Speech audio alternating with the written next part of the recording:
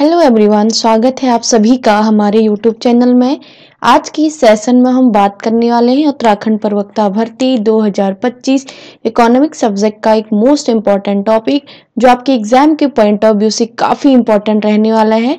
तो बने रहे आज के इस सेशन में। Let's start now. आज का हमारा टॉपिक है national income, meaning and definition, यानी कि राष्ट्रीय आय की जो परिभाषा है और उसका जो अर्थ है उसके बारे में आज हम बात करने वाले हैं। तो फर्स्ट ऑफ ऑल हम यहाँ पर देखेंगे कि थोड़ा सा राष्ट्रीय आय का इंट्रो। राष्ट्रीय आय का विकास 20वीं शताब्दी में शुरू हुआ था। ठीक है, जो राष्ट्रीय आय है, नेशनल इनकम का जो डेवलपमेंट हुआ था वो 20वीं शताब्दी से शुरू हुआ था। उसके बाद यहाँ पर एक नोट है, इसको देख लेते हैं। एडम स्मिथ ने सन 1776 में राष्ट्रों के धन यानी कि वेल्थ ऑफ नेशन नामक पुस्तक में राष्ट्रीय उत्पादन के संबंध में महत्वपूर्ण विचार प्रस्तुत किए थे। अब यहाँ पर जो एडम स्मिथ हैं उनको फादर्स ऑफ इकोनॉमिक्स भी माना जाता है। उनकी एक मोस्ट इम्पॉर्टेंट बुक है जिसका नाम है वेल्थ ऑफ नेशन। हिंदी में अगर इस पुस्तक का नाम आता है तो ये है राष्ट्रों के धन।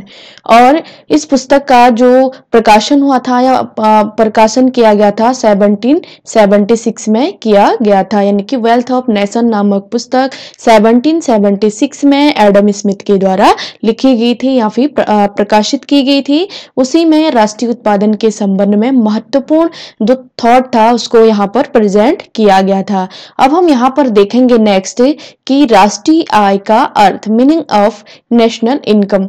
तो राष्ट्रीय आय का जो मीनिंग होता है वो है किसी एक वर्ष में उत्पादित समस्त अंतिम वस्तुओं व सेवाओं के बाजार मूल्य के जोड़ से है। ठीक, तो जो राष्ट्रीय आय है, राष्ट्रीय आय का अर्थ होता है एक वर्ष की समयावधि, यानी कि 1 अप्रैल टू, ठीक, वित्तीय वर्ष भी इसको माना जाता है, जिसको बोला जाता है 1 अप्रैल टू 31 मार्च। ठीक है, इसको हम वित्तीय वर्ष भी कहते हैं। तो एक वर्ष की समयावधि में एक देश की सीमाओं के भीतर जिन वस्तुओं एवं सेवाओं का उत्पादन किया जाता है उसे हम क्या बोलते हैं? नेशनल इनकम, यानी कि राष्ट्रीय आय कहते हैं। अब यहाँ पर हम जो नेशनल इनकम है, डेफिनेशन ऑफ नेशनल इनकम, इसकी जो डेफिनेशन है उसको 1 बाय 1 देखेंगे। अब जैसे कुछ डेफिनेशन यहाँ पर नव प्रतिष्ठित अर्थशास्त्र के द्वारा दी गई है और कुछ जो डेफिनेशन है वो आधुनिक अर्थशास्त्रों के अकॉर्डिंग दी हुई है।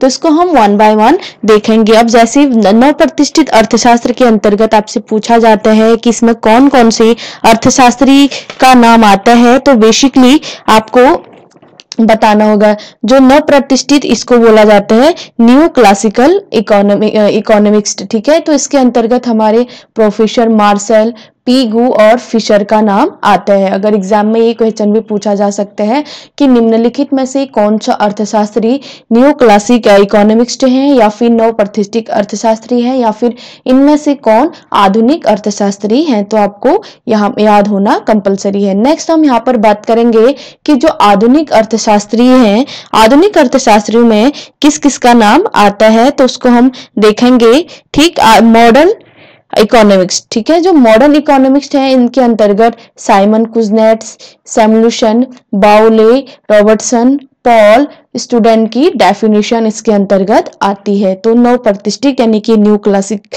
इकोनॉमिक्स एंड जो आधुनिक अर्थशास्त्री है मॉडर्न अर्थशास्त्री के अंतर्गत इतने इकोनॉमिक्स आते हैं। नाउ हम नेक्स्ट पॉइंट देखेंगे, प्रोफेसर मार्शल की डेफिनेशन। अकॉर्डिंग टू मार्शल, किसी देश का श्रम व पूंजी उस देश के प्राकृतिक संसाधनों पर कार्य करते हुए प्रति वर्ष भौतिक व अभौतिक वस्तुओं एवं सभी प्रकार की सेवाओं का एक विशुद्ध योग उत्पन्न करता है।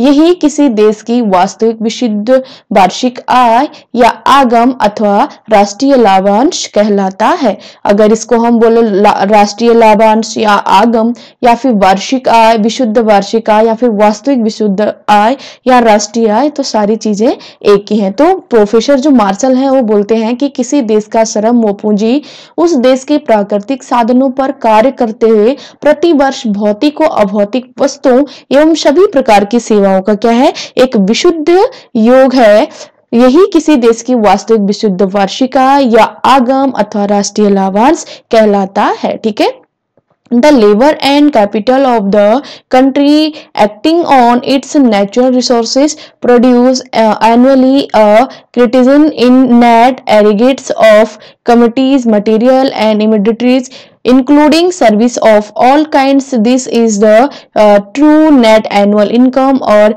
revenue or national dividend of the countries। ठीक है, इन्होंने डेफिनेशन दी थी according to Marshall. Now next देखेंगे यहाँ पर जो मार्शल है, मार्शल की जो परिभाषा है उसकी क्या क्या विशेषताएं हैं। एग्जाम के पॉइंट ऑफ व्यू से ये पॉइंट काफी इंपॉर्टेंट होते हैं, तो इनको आप देखते रहे। ठीक है, तो जो मार्शल की परिभाषा है उसकी जो फर्स्ट विशेषता है वो यह है कि राष्ट्रीय आय की गणना वार्षिक आधार पर की जाती है।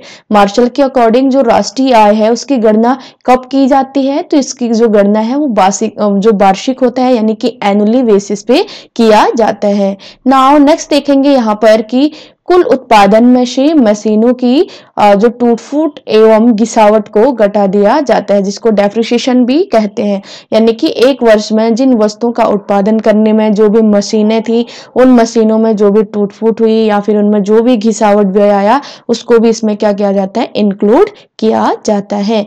नाउ इस डेफिनेशन की नेक्स्ट जो विशेषता है इसमें विदेशी विनियोगों से प्राप्त विशुद्ध आय को भी जोड़ देना चाहिए। जो मार्शल की डेफिनेशन है इसमें जो विदेशों में जो विशुद्ध आय होती है उसको भी राष्ट्रीय आय में इंक्लूड किया जाता है। विशुद्ध आय मीन्स कि जैसे for example out of country की जितनी भी कंपनीज है वो हमारे देश में काम कर रही है, तो जो हमारे देश में उन कंपनीज से जो भी पैसा जाएगा वो उसी देश को जाएगा कि जहां जिस देश की वो कंपनी होगी। तो यही इसी प्रकार अगर भारत की कोई कंपनी अमेरिका में काम कर रही है तो जो अमेरिका में उसमें जो भी इनकम होगी वो भारत की विशुद्ध आय कहलाएगी। तो विशुद्ध आय को भी राष्ट्रीय आय में इंक्लूड किया जाता है। नेक्स्ट इसकी जो डेफिनेशन की विशेषता है वह है इसमें उन सेवाओं को सम्मिलित नहीं करना चाहिए जो व्यक्ति अपने व अपने परिवार के सदस्यों के लिए या मित्रों के लिए निःशुल्क करते हैं। जैसे फॉर एग्जांपल राष्ट्रीय आय में किसी हाउसवाइफ की जो भी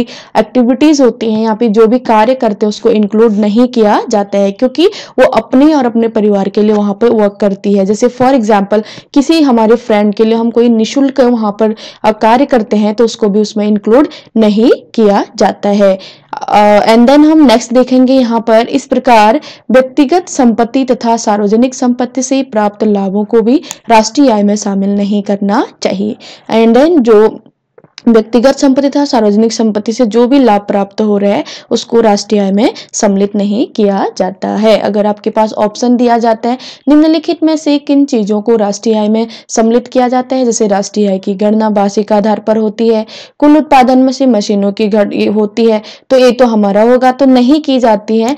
जो व्यक्ति अपने अपने परिवार के लिए कार्य करता है या मित्रों को निःशुल्क उपहार या गिफ्ट करता है उसको राष्ट्रीय आय में इंक्लूड नहीं करते हैं। आपका आंसर ये रहेगा। नाउ नेक्स्ट हम यहाँ पर देखेंगे कि जो नेट नेशनल इनकम है मार्शल की डेफिनेशन के अकॉर्डिंग यहाँ पे शुद्ध राष्ट्रीय आय यानी कि वस्तुओं तथा सेवाओं का वार्षिक उत्पादन, इसमें विदेशों से विनियोग से प्राप्त शुद्ध आय को जोड़ देंगे, माइनस जो कच्ची सामग्री यानी कि रॉ मटेरियल की लागत है उसको माइनस कर देंगे और जो उसका डेप्रिसिएशन होगा उसको माइनस कर देने के बाद हमारे पास नेट नेशनल इनकम प्राप्त होता है। ठीक, शुद्ध राष्ट्रीय आय। ठीक है, शुद्ध राष्ट्रीय आय को प्राप्त करने के लिए वस्तुओं तथा सेवाओं का वार्षिक उत्पादन प्लस विदेशी विनियोग से प्राप्त शुद्ध आय माइनस जो हमारी कच्ची सामग्री की जो लागत है उसको माइनस कर देंगे, देन माइनस इसमें जो डेप्रिसिएशन होगा यानी कि मशीनों की टूट फूट घिसावट जो भी है उन चीजों को माइनस करने के बाद जो बचेगा वो हमारा शुद्ध राष्ट्रीय आय कहलाएगा। नाउ नेक्स्ट देखते हैं कि मार्शल की परिभाषाओं की क्या क्या आलोचनाएं हुई है। क्रिटिसिज्म ऑफ मार्शल्स डेफिनेशन, तो यहाँ पर हम देखेंगे फर्स्ट ऑफ ऑल इनकी जो डेफिनेशन की आलोचना हुई थी वो इस प्रकार से है। सही अनुमान की कठिनाई, इसमें सही अनुमान की कठिनाई किस बेस पे है इसको देख लेते हैं। यानी कि प्रॉब्लम्स ऑफ करेक्ट एस्टिमेशन, किसी वर्ष में उत्पादित उपभोग वस्तुओं एवं सेवाओं तथा उनकी असंख्य किस्मों की मात्रा का ठीक ठीक अनुमान लगाना अत्यंत कठिन है। इसीलिए इनकी जो डेफिनेशन है उसकी आलोचना हुई है। ठीक, किसी भी पहलू के दो पक्ष होते हैं, एक होता है अच्छाई या फिर उसकी बुराई। ठीक है, तो उसी प्रकार इस डेफिनेशन की कुछ आलोचकों ने कुछ आलोचनाएं करी हैं, तो वो भी आपको यहाँ पर पता होना चाहिए। नाउ नेक्स्ट इसकी जो है वस्तुएं जिनका बाजार में विभिन्न विनिमय यानी कि बेचना नहीं होता है, यानी कि commodities which are not exchanged, बस यानी कि बहुत सी वस्तुएं ऐसी होती हैं जिनका विनिमय बाजार में नहीं होता। जैसे फॉर एग्जाम्पल कृषि फसल का एक भाग उत्पादक अपने परिवार के प्रयोग के लिए रख लेता है, ऐसी वस्तुओं का मौद्रिक मूल्य ज्ञात नहीं किया जा सकता, अतः राष्ट्रीय आय की सही गणना संभव नहीं है। नाउ नेक्स्ट यहाँ पर दोहरी गणना का भय, उसको देखेंगे। Fear of dual counting, Marshall की परिभाषा के अनुसार राष्ट्रीय आय की गणना पर दोहरी गणना यानी कि डुअल काउंटिंग की संभावना रहती है। जैसे फॉर एग्जाम्पल कृषि उत्पादन में कपास के मूल्य को भी शामिल किया जा सकता है तथा औद्योगिक उत्पादन में उसी कपास से बने जो कपड़े के उत्पादन मूल्य को भी शामिल किया जाता है। इसीलिए दोहरी गणना का भय रहता है। पहले कच्चे माल में हम यहाँ पर कपास को इंक्लूड करेंगे, देन कपास से जो भी कपड़ा बनेगा उसका भी यहाँ पर जो मूल्य होगा उसको इंक्लूड करेंगे। इसीलिए इसमें क्या हो जा रहा है, दोहरी गणना यानी कि डुअल काउंटिंग का यहाँ पर भय रह रहा है। अब नेक्स्ट हम यहाँ पर देखेंगे कि जो पीगू हैं, पीगू ने कौन कौन सी डेफिनेशन दी है। पीगू ने बोला कि national income is that part of the objective income of communities including income earn in foreign countries which can be measured in money. ठीक है, तो जो प्रोफेसर पीगू हैं ये बोलते हैं कि किसी समुदाय की राष्ट्रीय आय वस्तुगत आय यानी कि ऑब्जेक्टिव इनकम का वह भाग है जिसमें विदेशों से प्राप्त आय सम्मिलित होती है, जिसको मुद्रा के द्वारा मापा जा सकता है। ठीक है, तो पीगू ने राष्ट्रीय आय की परिभाषा में यह बोला है कि उन्हीं वस्तुओं को और सेवाओं का समावेश किया है जिनको क्या कर सकते हैं, मुद्रा के द्वारा माप सकते हैं। ठीक, अब यहाँ पर देखेंगे इन्होंने राष्ट्रीय आय का एक फॉर्मूला दिया हुआ है। राष्ट्रीय आय जिसे एनआई बोलते हैं, नेशनल इनकम, शॉर्ट में इसको एनआईवी कहा जाता है, इक्वल्स टू मौद्रिक आय प्लस विदेशों से विनियोग से आय। ठीक है, तो पीगू की परिभाषा की कुछ विशेषताएं हैं। पीगू ने अपनी परिभाषा में दो ही बातों पर ध्यान दिया। पहली जो विशेष बात थी वो थी कि विदेशों में किए गए विनियोगों से प्राप्त आय। तो इनकम फॉर फॉरेन इन्वेस्टमेंट, देश के उत्पादन के अतिरिक्त देश के नागरिकों के द्वारा विदेशों में किए गए विनियोगों से प्राप्त आय का समावेश भी राष्ट्रीय आय में किया जाना चाहिए। ठीक, इन्होंने यह बात पर महत्वपूर्ण विचार किया था या फिर ध्यान दिया था। ठीक है, नाउ नेक्स्ट इन्होंने मुद्रा का मापदंड यानी कि मेजरिंग रोड ऑफ मनी। ठीक, केवल उन्हीं वस्तुओं एवं सेवाओं का समावेश राष्ट्रीय आय में किया जाना चाहिए जिन्हें मुद्रा के मापदंड द्वारा मापा जा सके। ठीक, तो इनके डेफिनेशन की भी आलोचना हुई है। जैसे फर्स्ट ऑफ ऑल संकीर्ण और विरोधाभास युक्त। ठीक है, तो नैरर एंड प्रोडेसिकल, प्रोफेसर पीगू के विचार बहुत ही संकीर्ण तथा विरोधाभास से क्या है, परिपूर्ण है। फॉर एग्जाम्पल, यदि कोई व्यक्ति अपनी नौकरानी को उसकी सेवाओं के लिए 100 रुपीज प्रति माह चुकाता है तो उस नौकरानी की सेवाएं राष्ट्रीय आय में भी सम्मिलित की जाएंगी क्योंकि उसकी सेवाओं की कीमत मुद्रा के रूप में व्यय की गई है। अब यदि व्यक्ति अपनी नौकरानी से विवाह कर लेता है तो उसकी सेवाएं क्या हो जाती है, राष्ट्रीय आय में सम्मिलित नहीं की जाएंगी क्योंकि अब उस नौकरानी को अपनी सेवाओं के बदले में मुद्रा के रूप में कोई पुरस्कार नहीं मिलता। स्पष्ट है कि नौकरानी की सेवाएं तो वही हैं, लेकिन कभी तो वह राष्ट्रीय आय में सम्मिलित होती थी और कभी नहीं। इसीलिए यहाँ पर इनकी जो डेफिनेशन है उसका विरोधाभास कर लिया गया है। ठीक है, नाउ नेक्स्ट इनकी डेफिनेशन की जो आलोचना हुई है वो हुई है यहाँ पर केवल मौद्रिक अर्थव्यवस्था में ही लागू, यानी कि applicable to only monetary economy नहीं, यह परिभाषा केवल मौद्रिक अर्थव्यवस्था में ही लागू हो सकती है। जिन देशों में अधिकांश वस्तुओं एवं सेवाओं का विनिमय नहीं किया जाता वरन प्रत्यक्ष रूप से अदल बदल किया जाता है, वहां इस परिभाषा का कोई इंपॉर्टेंस नहीं रह जाती है। इसीलिए जो पीगो की डेफिनेशन है उसकी यहाँ पर आलोचना करी गई है कुछ आलोचकों के द्वारा। ठीक, नाउ हम देखते हैं कि फिशर की डेफिनेशन। अकॉर्डिंग टू फिशर, इन्होंने बोला है कि राष्ट्रीय लाभांश या आय में केवल वही सेवाएं सम्मिलित की जाती हैं जो अंतिम उपभोक्ता को प्राप्त होती हैं, चाहे ये वस्तुएं भौतिक व मानवीय वातावरण से ही प्राप्त हुई हो। According to Fisher, the national dividend on income constitute salary of service as received by ultimate consumers whether from their materials and from human environment। ठीक है, तो जो फिशर हैं, फिशर की डेफिनेशन इस प्रकार थी। अब फिशर की जो डेफिनेशन की जो विशेषताएं हैं उसको हम देखेंगे। फिशर ने बोला है कि उपभोग के आधार पर ही राष्ट्रीय आय की परिभाषा प्रस्तुत की है, जबकि मार्शल तथा पीगो ने उत्पादन का राष्ट्रीय आय की गणना का आधार बनाया है। अगर फिशर ने क्या करा है, उपभोग को राष्ट्रीय आय का आधार माना है, जबकि मार्शल और पीगो ने प्रोडक्शन को राष्ट्रीय आय का आधार माना है। दूसरी इनकी डेफिनेशन की जो विशेषता है वो इस प्रकार से है कि फिशर की परिभाषा आर्थिक कल्याण के अधिक निकट है, क्योंकि उपभोग का कल्याण से प्रत्यक्ष संबंध होता है, मात्र उत्पादन से ही कल्याण में वृद्धि नहीं हो सकती। जैसे फॉर एग्जाम्पल, हमने एक वर्ष की समयावधि में 1 क्विंटल यहाँ पर क्या करे, आलू का उत्पादन करा, आलू का उत्पादन किया, बट उसको कंज्यूम करने वाले कोई नहीं है, तो अगर वो कंज्यूम नहीं हुआ तो राष्ट्रीय इनकम भी नहीं बढ़ेगी।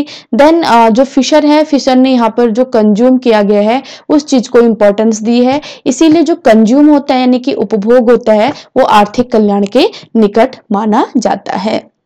नाउ नेक्स्ट देखेंगे कि फिशर की परिभाषा में आर्थिक कल्याण क्या है, अधिक निकट है। उसके बाद हम यहाँ पर बात करेंगे कि फिशर की परिभाषा अधिक वैज्ञानिक एवं तर्कपूर्ण है। अगर आपको एग्जाम के पॉइंट ऑफ व्यू से पूछा जाता है कि राष्ट्रीय आय के संदर्भ में सबसे अधिक वैज्ञानिक एवं तर्कपूर्ण डेफिनेशन किसकी है, तो यहाँ पर फिशर की ही जो डेफिनेशन है उसको सर्वश्रेष्ठ परिभाषा के रूप में माना जाता है।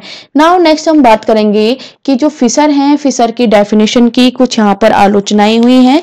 जैसे फॉर एग्जाम्पल, उपभोग का विस्तृत क्षेत्र, ठीक, वाइडर स्कोप फॉर कंपटीशन, किसी निश्चित अवधि में एक समाज के कुल उपभोग की मात्रा को ज्ञात करना अधिक कठिन है, क्योंकि शुद्ध उत्पादन की अपेक्षा शुद्ध उपभोग का क्षेत्र अधिक होता है। किसी एक व्यक्ति के द्वारा उत्पादित की गई वस्तुएं समाज के हजारों व्यक्तियों के द्वारा उपभोग की जाती हैं। फर्स्ट इनकी डेफिनेशन की जो आलोचना थी वो थी उपभोग का विस्तृत क्षेत्र। नाउ इनकी जो डेफिनेशन की आलोचना हुई है टिकाऊ उपभोग वस्तुएं, यानी कि नेक्स्ट है ड्यूरेबल कंज्यूम्स गुड, टिकाऊ वस्तु यानी कि कम से कम 1 वर्ष से अधिक चलने वाली वस्तुओं के जीवन काल का ठीक ठीक अनुमान लगाना कठिन होता है, क्योंकि किसी वस्तु का जीवन उसके प्रयोग करने के तरीके एवं बरती गई सावधानी पर निर्भर करता है। इसीलिए इनके डेफिनेशन के यहाँ पर क्या हुई है, आलोचना हुई है। नाउ नेक्स्ट देखते हैं वस्तुओं का हस्तांतरण, ठीक, ट्रांसफर ऑफ गुड, वस्तु का हस्तांतरण हो सकता है और टिकाऊ वस्तु अपने प्रारंभिक स्वामी से जिसने की पहले खरीदा था दूसरे तथा तीसरे के हाथ जा सकती है। इससे भी उस वस्तु के निर्माण की तारीख का पता लगाना क्या हो जाता है, कठिन होता है। जैसे कोई वस्तु है, यानी कि फॉर एग्जांपल हमने सोफा परचेज करे, कुछ टाइम बाद सोफा का न्यू मॉडल मार्केट में लॉन्च हो गया, वही सोफा हमने किसी व्यक्ति को सेकंड हैंड के रूप में बेच दिया, तो इसी प्रकार से क्या हो जाता है, दूसरे से तीसरे के हाथ में चली जाती है। इससे उस वस्तु के निर्माण की जो तारीख है यानी कि उसको पता करना कठिन हो जाता है। अब अभी तक हमने देखा था न्यू क्लासिकल डेफिनेशन के बारे में, जिसमें फिशर, पीगू और मार्शल की डेफिनेशन थी। अब हम बात करेंगे आधुनिक परिभाषाएं यानी कि modern definitions. First of all यहाँ पर जो डेफिनेशन दी है वो दी है राष्ट्रीय आय समिति नेशनल इनकम कमिटीज के द्वारा। तो राष्ट्रीय आय समिति ने अपनी पहली रिपोर्ट में कहा था कि जो राष्ट्रीय आय के अनुमान के बिना दोहरे गिनती के एक दी हुई अवधि में उत्पन्न की जाने वाली वस्तुओं और सेवाओं की मात्रा की माप की जा सकती है। ठीक, तो जो राष्ट्रीय आय समिति है उन्होंने यह डेफिनेशन दी थी कि national income estimate measure the volume of commodities and service turned out during a given period content without duplications। ठीक है, तो राष्ट्रीय आय समिति के अकॉर्डिंग ये डेफिनेशन थी। ठीक, नाउ डेफिनेशन दी हुई है सैमुएल्सन के साइमन कुजनेट्ज के अकॉर्डिंग। राष्ट्रीय आय वस्तुओं और सेवाओं की वह विशुद्ध उत्पत्ति है जो एक वर्ष की अवधि में देश की उत्पादन प्रणाली में अंतिम वस्तुओं के हाथों में पहुंचती है। ठीक है, income national income is the output of commodities and service flowing during in the year from the country's productive system into the hand of made consumers or into net addition to the country's stock of capital। ठीक है, according to Simon कुंज। अब हम बात करेंगे next सैमुएल्सन की definition के बारे में। ठीक है, तो जो सैमुएल्सन है उन्होंने बोला है कि किसी देश की राष्ट्रीय आय साधारणतः वहां एक वर्ष में उत्पादित समस्त वस्तुओं एवं सेवाओं के मूल्य का योग होती है, जिसमें से वस्तु एवं सेवाओं के उत्पादन हेतु उपयोग की गई मशीनों एवं पूंजी की गिरावट को घटा दिया जाता है तथा विदेशों से प्राप्त विशुद्ध आय को इंक्लूड किया जाता है। ठीक, तो इसकी जो सैमुएल्सन की डेफिनेशन की विशेषताएं इस प्रकार से हैं। राष्ट्रीय आय किसी देश की एक वर्ष या एक निश्चित समयावधि की आय होती है। दूसरा, यह वस्तु एवं सेवाओं दोनों के द्रव्यिक मूल्य का योग होती है। नेक्स्ट, इसमें पूंजी की गिरावट को घटा दिया जाता है। एंड देन इसमें विदेशों से प्राप्त विशुद्ध आय यानी कि आयात निर्यात को जोड़ दिया जाता है। इस प्रकार से राष्ट्रीय आय का जो फॉर्मूला होता है वो होता है राष्ट्रीय आय इक्वल्स टू उपभोग व्यय प्लस विनियोग व्यय प्लस सरकारी व्यय माइनस मशीनों का गिरावट व्यय प्लस निर्यात एवं आयात के मूल्यों का अंतर। एनआई यानी कि नेशनल इनकम इज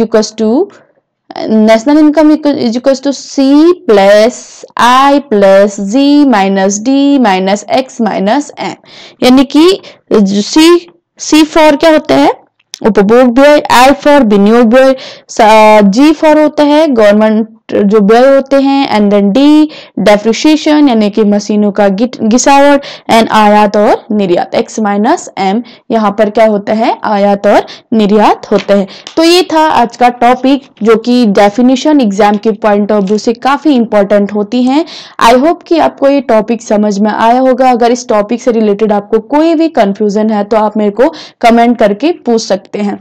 तो अगर मेरी वीडियो अच्छी लगी तो वीडियो को लाइक करें, चैनल को सब्सक्राइब करें और वीडियो को अपने दोस्तों के साथ शेयर करें। Thank you so much for watching. All the best for all students.